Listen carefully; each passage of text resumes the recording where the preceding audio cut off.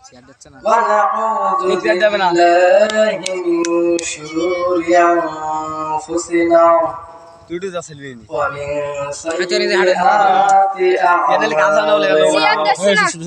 من يهده الله فلا مضل له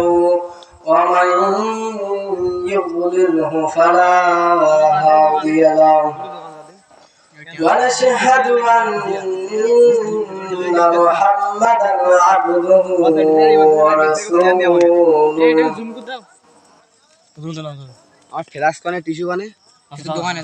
সম্মানিত উপস্থিতি আসসালামু আলাইকুম ওয়া রাহমাতুল্লাহি ওয়া বারাকাতুহু আউযু বিল্লাহি মিনাশ শাইতানির রাজীম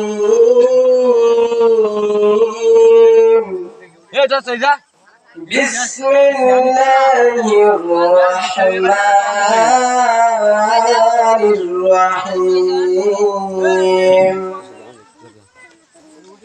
ألف لام را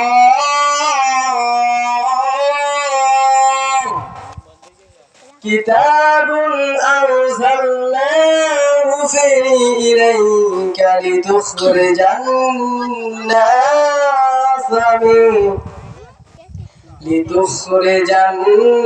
الناس من الظلمات إلى النور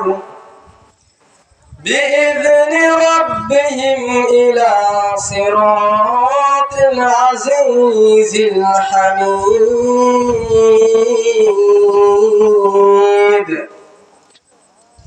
الله تعالى বলেন হে নবী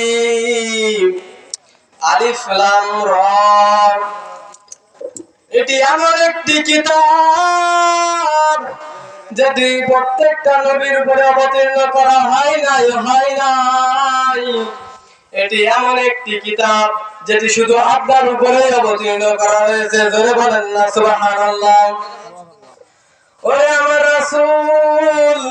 এই কিতাবটা আপনার উপরে অবতীর্ণ করার একটাই শুধু কারণ সেটি হলো আপনার যত উম্মত আছে পৃথিবীতে যত উম্মত দুনিয়াতে যাবে প্রত্যেকটা উম্মত ওই অন্ধকার থেকে আলোর পথে নিয়ে আসার জন্য সহজ হয়ে যাবে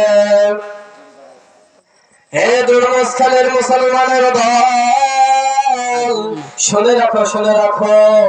পৃথিবী এমন অবস্থায় গেছে কেউ তো আল্লাহকে চিনে না আল্লাহ খুশি হিসেবে কিছুই মানে না ফিরে আসো এই কিতাব পড়ো আল্লাহর পথে ফিরে আসো আল্লাহ তাআলা তো কোরআনের ভিতরেই বলে দিয়েছেন আলিফ লাম রা এটি এমন একটি কিতাব যে কিতাব পড়েই মানুষ অন্ধকার থেকে আলোর পথে চলে আসতে পারবে সম্মানিত উপস্থিতি সময় খুবই সংক্ষিপ্ত একটি আমলের কথা বলে দিব বলে আমার সংক্ষিপ্ত আলোচনা শেষ করব আমরা তো 5 ওয়াক্ত নামাজ সবাই আদায় করি ইনশাআল্লাহ ফজরের নামাজের পরে 7 বার এবং মাগরিবের নামাজের পরে 7 বার ছোট্ট একটি দোয়া আমল করবেন সেটা হলো আল্লাহুম্মা আজিরনি মিনান নার এই আল্লাহুম্মা আজিরনি মিনান নার এই দোয়াটি 7 বার পড়বেন ফজরের নামাজের পর 7 বার মাগরিবের নামাজের পর 7 বার আল্লাহ তাআলা বলে দিয়েছেন যে ব্যক্তি ফজরের নামাজ এবং মাগরিবের নামাজের পরে এই ছোট্ট দোয়াটি পড়বে ফজরের নামাজের পরে পড়ার কারণে আমি মাগরিবের নামাজ পর্যন্ত তার আমলনামায় সব লিখতে থাকবো এবং যদি মারা যায় তাহলে ওই ফজরের পর থেকে মাগরিবের ভিতরে মারা যাওয়ার কারণে সে জান্নাতে প্রবেশ করতে পারবে সুবহানাল্লাহ আমা তৌফিক ইল্লা বিল্লাহ আসসালামু আলাইকুম ওয়া রাহমাতুল্লাহ